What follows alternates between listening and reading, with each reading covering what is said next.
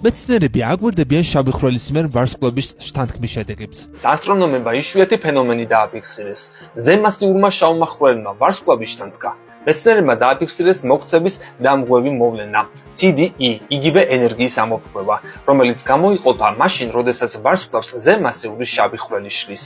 ეს მოვლენა იმდენად იშვიათია, რომ ისტორიის განმავლობაში მხოლოდ 3-ჯერ შეინიშნა.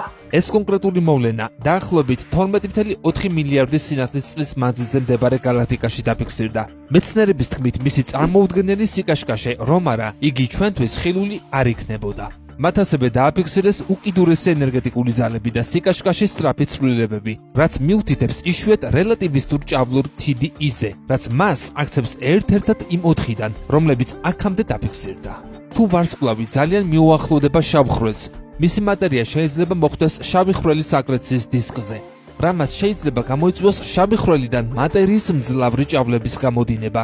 ძალიან იშვიათ შემთხვევებში TDE-ებს შეუძლია წარმოქმნას რელატივისტური ჭავლი, რომელიც სინათლის სიჩქარესთან მიახლოებული სიჩქარით მოძრაობს.